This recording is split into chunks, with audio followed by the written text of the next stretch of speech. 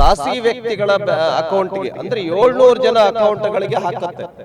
ಅಂದ್ರೆ 187 ಕೋಟಿ ಹಣವನ್ನು ಕೂಡ ಪೂರ್ತಿ ತೆಗೆದುಕೊಂಡ್ಬಿಡ್ಬೇಕು ಅಂತ.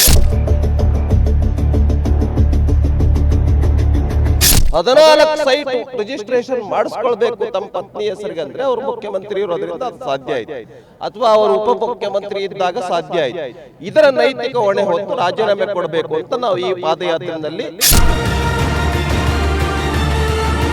ಬಿಜೆಪಿಯ MLC ಆದಂತಹ ರವಿಕುಮಾರ್ ಈಗ ನಮ್ಮ ಜೊತೆ ಬನ್ನಿ ಮಾತಾಡ್ಸೋಣ. ಸರ್, ಇವತ್ತು ಪಾದಯಾತ್ರೆಗೆ ಚಾಲನೆಯನ್ನ ನೀಡ್ತಾ ಇದ್ದಾರೆ, ಏನು ಹೇಳ್ತೀರಾ ಸರ್?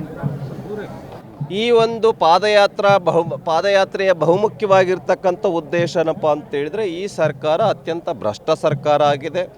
ಮಹರ್ಷಿ ವಾಲ್ಮೀಕಿ ಅಭಿವೃದ್ಧಿ ನಿಗಮದಲ್ಲಿ 187 ಕೋಟಿ ಹಣವನ್ನು ಖಾಸಗಿ ವ್ಯಕ್ತಿಗಳ ಅಕೌಂಟ್ಗೆ ಅಂದರೆ 700 ಜನ ಅಕೌಂಟ್ಗಳಿಗೆ ಹಾಕತ್ತೆ. ಅಂದರೆ 187 ಕೋಟಿ ಹಣವನ್ನು ಕೂಡ ಪೂರ್ತಿ ತೆಗೆದುಕೊಂಡ್ಬಿಡಬೇಕು ಅಂತ. ಎರಡನೇದು, ಇಲ್ಲಿ ಮೈಸೂರಿನಲ್ಲಿ ನಡೆದಿರ್ತಕ್ಕಂಥ 14 ಸೈಟ್ಗಳನ್ನು ಅಕ್ರಮವಾಗಿ ಮುಖ್ಯಮಂತ್ರಿಗಳು ಪಡೆದಿರ್ತಕ್ಕಂಥದ್ದು, ತಮ್ಮ ಪತ್ನಿಯವರ ಹೆಸರಿಗೆ ರಿಜಿಸ್ಟ್ರೇಷನ್ ಮಾಡಿಸಿರ್ತಕ್ಕಂಥದ್ದು.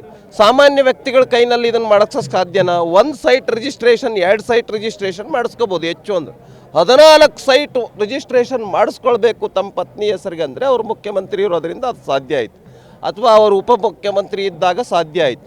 ಇದರ ನೈತಿಕ ಹೊಣೆ ಹೊತ್ತು ರಾಜೀನಾಮೆ ಕೊಡಬೇಕು ಅಂತ ನಾವು ಈ ಪಾದಯಾತ್ರೆಯಲ್ಲಿ ಡಿಮ್ಯಾಂಡನ್ನು ಮಾಡಿ ಬೆಂಗಳೂರಿಂದ ಮೈಸೂರಿನವರೆಗೆ ಪಾದಯಾತ್ರೆ ಮಾಡ್ತಾ ಇದ್ದೀವಿ. ಸರ್, ಈಗ ಬಿಜೆಪಿ ಕಾಲದಲ್ಲೂ ಕೂಡ ಹಗರಣಗಳಾಗಿತ್ತು, ಆಗ ಇದ್ದಂತಹ CM ರಾಜೀನಾಮೆ ಕೊಟ್ಟಿಲ್ಲ. ಯಾರು ಬೇಡ ಅಂತ ಹೇಳ್ತಾರೆ? ನಿಮ್ದಂತೂ ಅತ್ಯಂತ ಪ್ರಾಮಾಣಿಕ ಸರ್ಕಾರ ಅಂತ ನೀವು ಹೇಳ್ತಾ ಇದ್ದೀರಲ್ಲ. ಯಾರ್ಯಾರು ಭ್ರಷ್ಟಾಚಾರ ಮಾಡಿದ್ದಾರೆ, ಯಾರ್ಯಾರು ಅಕ್ರಮವಾಗಿ ಸೈಟನ್ನು ಹಂಚಿದ್ರೆ ಅವ್ರಿಗೂ ಸೇರಿಸ್ಬಿಟ್ಟು ಕ್ರಮ ತೆಗೆದುಕೊಳ್ಳಿ. ನಾವೇನು ಬೇಡ ಅಂತ ಹೇಳ್ತಾ ಇಲ್ಲ. ಯಾರೇ ಇರಲಿ, ಅವ್ರು BJPಯವ್ರು ಇರಲಿ, ಕಾಂಗ್ರೆಸ್ನವ್ರು ಇರಲಿ, JDSನವ್ರು ಯಾರೇ ಇದ್ದರೂ ಕೂಡ ಸೇರಿಸಿ ಕ್ರಮ ತೆಗೆದುಕೊಳ್ಳಿ. ನಿಮ್ಮ ಕೈಯಲ್ಲೇ ಅಧಿಕಾರ ಇದೆ. ಈಗ ನಿಮ್ಮ ಕುತ್ತಿಗೆಗೆ ಬಂದಿದೆ, ನೀವು ಹೇಳ್ತಾ ಇದ್ದೀರಿ BJPಯವ್ರು ಕೊಟ್ಟಿದ್ದು ಅಂತ. BJPಯವ್ರು ಕೊಟ್ಟಿದ್ರು ತಪ್ಪು ತಾನೇ, ರಾಜೀನಾಮೆ ಕೊಡಿ. ನೀವು ಯಾಕೆ ಪಡೆದ್ರಿ? ನೀವು ಭಾಳ ಬುದ್ಧಿವಂತರು, ನೀವು ಸಂವಿಧಾನದ ಪ್ರಕಾರ ನಡೆಯೋರು, ಕಾನೂನು ಗೊತ್ತಿದೆ, ನೀವು ಅಡ್ವೊಕೇಟ್, ಯಾಕೆ ತೆಗೆದುಕೊಂಡ್ರಿ? ಬೇಡ ಅಂತ ಹೇಳಬೇಕಾಗಿತ್ತು. ಹಾಗಾಗಿ ನೈತಿಕ ಹೊಣೆ ಹೊತ್ಬಿಟ್ಟು ನೈತಿಕ ಹೊಣೆಯನ್ನು ತೆಗೆದುಕೊಂಡು ನೀವು ರಾಜೀನಾಮೆ ಕೊಡಿ ಅಂತ ಆಗ್ರಹ ಪಡಿಸ್ತಾ ಇದ್ದೀವಿ. ಓಕೆ ಸರ್, ಈಗ ಕಾಂಗ್ರೆಸ್ ಅವರು ಕೂಡ ಜನಾಂದೋಲನ ಮಾಡ್ತಾ ಇದ್ದಾರೆ, BJPಯ ಭ್ರಷ್ಟಾಚಾರಗಳೆಲ್ಲ ಆಚೆ ಆಗ್ತಿವೆ ಹಗರಣಗಳಂತ.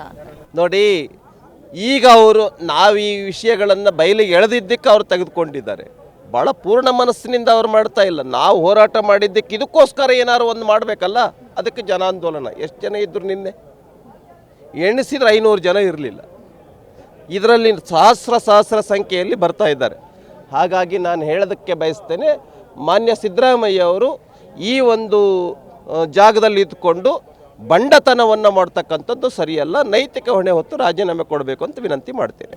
ಸರ್, ಎಲ್ಲ ಪಾದಯಾತ್ರೆ ಆದಮೇಲೂ ರಾಜೀನಾಮೆ ಕೊಡಲಿಲ್ಲ ಅಂದರೆ ಮುಂದಿನ ದಿನಗಳಲ್ಲಿ ಯಾವ ರೀತಿ ಹೋರಾಟ ಮುಂದುವರಿಯುತ್ತೆ? ರಾಜ್ಯಾದ್ಯಂತ ವಿಸ್ತಾರ ಮಾಡ್ತೇವೆ. ರಾಜೀನಾಮೆ ಕೊಡೋವರೆಗೂ ನಮ್ಮ ಹೋರಾಟ ವಿರಮಿಸೋದಿಲ್ಲ, ಮುಂದುವರಿಸ್ತೇವೆ ನಾವು ಹೋರಾಟವನ್ನು. ಇದಿಷ್ಟು MLC ರವಿಕುಮಾರ್ ಅವರ ಮತ್ತು ಕ್ಯಾಮರಾ ಪರ್ಸನ್ ಪಾಪಾಪತಿ ಜೊತೆ ಕವನ Shivanna, guarantee news, Bengaluru. Guarantee news, ಸುದ್ದಿ ಖಚಿತ, ನ್ಯಾಯ ನಿಶ್ಚಿತ.